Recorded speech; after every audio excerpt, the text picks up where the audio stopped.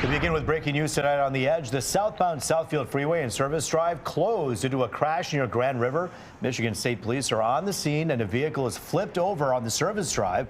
No word tonight on anyone hurt. Stay with Fox 2 as we continue to follow this breaking news. Also tonight, it started off as a game and ended with deadly consequences. A child takes his own life while chatting with fellow gamers online. And now a teen from Allen Park is facing charges for encouraging that fellow gamer's death.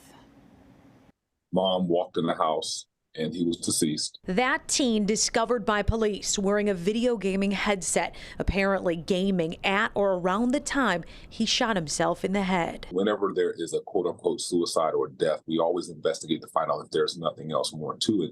In this case, there were. This happened back in January, north of Houston, Texas, in Montgomery County. That police investigation would lead them 1,300 miles to Allen Park. They uncovered that the teen victim had been gaming with a group of kids, talking on a messaging app for gamers called Discord. One of the teens from Allen Park. A message log reveals he'd told the local teen about his thoughts of suicide.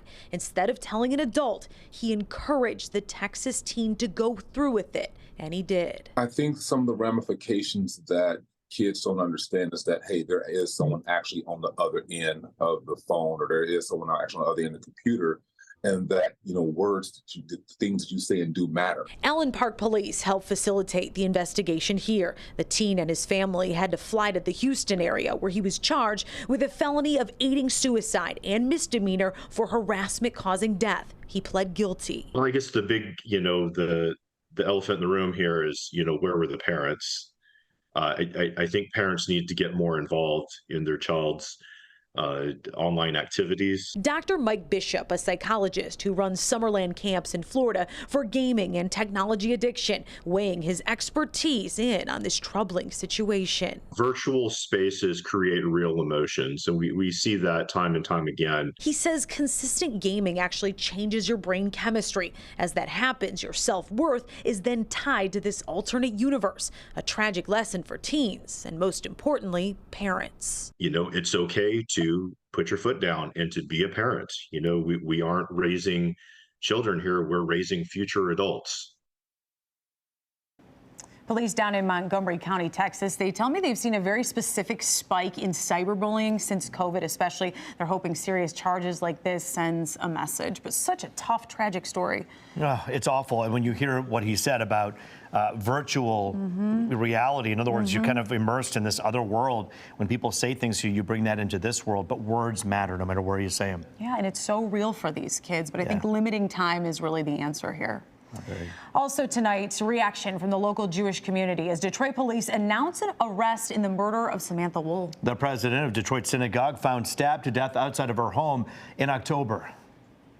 We're hoping this time is different than the last time that they've announced an arrest. We're optimistic that hopefully something will come of this. You may remember Detroit police took a person of interest into custody traveling all the way to Kalamazoo last month for an arrest. That person was eventually released. Police are not releasing any more information tonight about the latest arrest at this time. Total losses to retailers connected to these thefts exceeds $200,000. One theft event alone netted over $19,000 in merchandise. A major bust to tell you about tonight. 3 people are now in custody for dozens of flash mob thefts across the region. We're told they would target Lululemon stores across Michigan and one in Toledo. Cartier Davis, Larice Cross, and Samira Smith are charged with conducting a criminal enterprise as well as retail fraud. They're accused of participating in at least 30 thefts in just the past year. This group is so highly functional, they're well trained, and they're targeting our region. 1 week after the Oakland County Sheriff's announced a new task force targeting an organized criminal enterprise from Chile, 3 suspected crooks have now been charged. The 3 Chilean nationals were arrested in Indiana back in March after allegedly burglarizing homes here in Bloomfield Township, Bloomfield Hills, Grosse Pointe Farms, Rochester, and Rochester Hills back in February. Now, Sheriff Bouchard telling us he applauds the charging decision against these 3. Other crews are still out there and wanted for recent high-end burglaries in that area. A flight back to Detroit from Amsterdam becomes a nightmare as the pilot has to make an emergency landing due to mechanical issues in eastern Canada. And it took a day for the passengers to finally get back home. Fox 2's Dave Kinchin caught up with them as they finally got back home to DTW tonight. I don't know what day it is anymore. Finally, a homecoming for Tony Santoro of Troy and numerous other Delta Airlines passengers who were originally headed to Detroit from Amsterdam but had to divert to Labrador Sunday afternoon after the airline confirmed a mechanical problem on board. After studying abroad for 4 months, it's not exactly the news Tony was looking for. I didn't know if we were even gonna get home like on time or anything. Got to the airport Sunday. We took off from Amsterdam heading to Detroit. And while we're in the sky, the plane took a sharp turn. And I don't know why, but it turned around almost. The pilot told us that we had to land there because there was a problem with the de-icer for one of the engines. And he said essentially that if the de-icer wasn't working, the engine could be damaged or it could be severely damaged and it wouldn't work. Delta also said crew duty times were impacted because of weather and runway conditions at the Goose Bay, Newfoundland airport, prompting the airport to suspend operations. Makeshift accommodations were a bit surprising. They put us in some military barracks, so. What was that like? It honestly felt like a hotel. It wasn't too bad. We had like soap, water, everything, so yeah. Delta had to send additional aircraft there to get passengers to their final destinations Monday. Once we got on the plane for the last time, I'm like home free, so. Tony's dad is just thrilled to have the entire family reunited this holiday season. It's just, we can't believe it's real. I mean, he's actually home after 4 days of travel.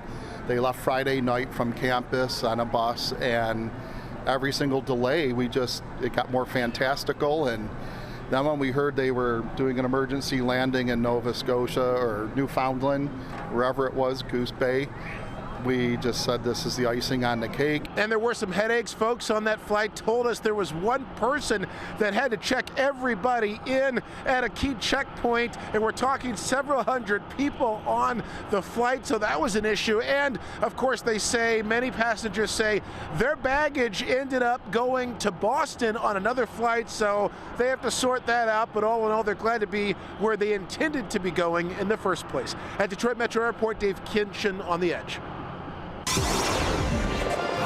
All right, turning to weather, it's already December 11th, and we still don't have any of that white stuff on the ground. And it looks like we won't have any in the foreseeable future. Rich Luderman has a forecast that makes it a little more bearable to head out for holiday shopping. That's right, Jess and Roop. There's no rain, no snow in our immediate forecast. In fact, a good chunk of the lower 48 dealing with mostly dry weather. Now, it is cool out there. A couple of snow showers here through interior sections of New England, but that's a long way from us. Notice how the clouds are thinning out as we speak. So we're getting breaks in the clouds, and that will likely lead to a colder night, but we will see some sunshine tomorrow.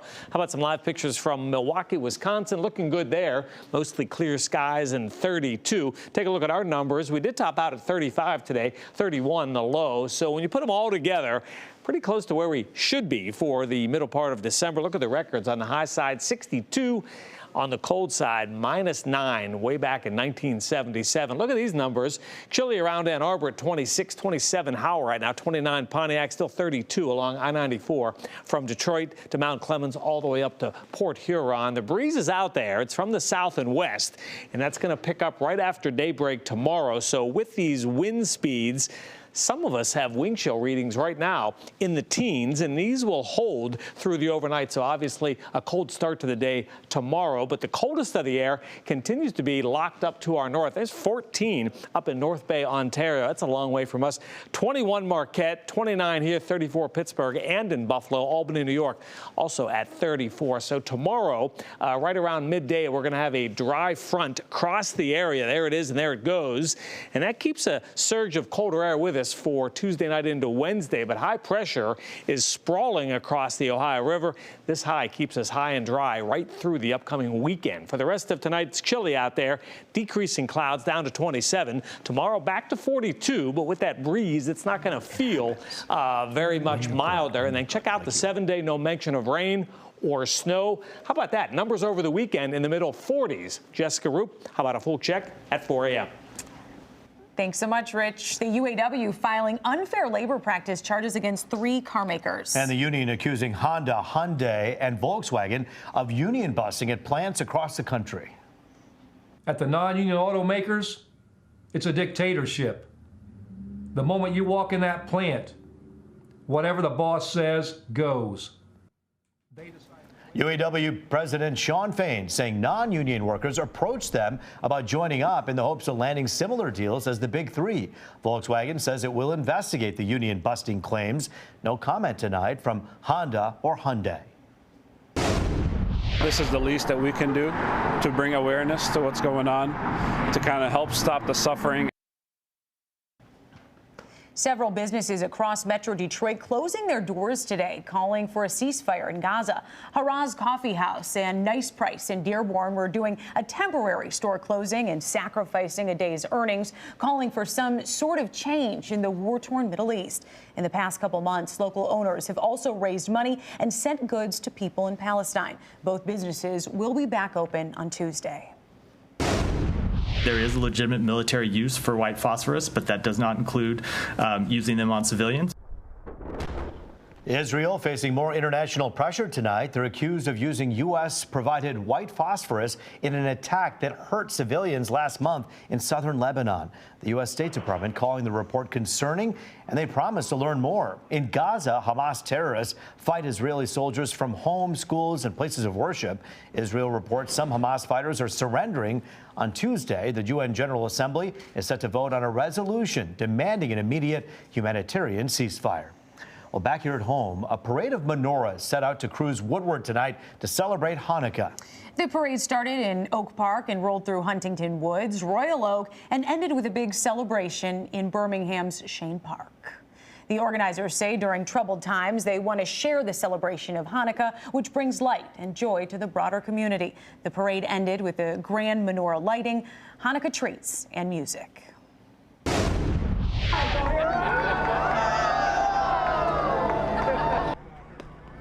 From lighting the menorah to lighting the spirits of kids. They're actually doing that right there in Ann Arbor for some really special kids in the hospital. Families stood with glow sticks right outside C.S. Mott Children's Hospital, all to share their love and support for the patients inside.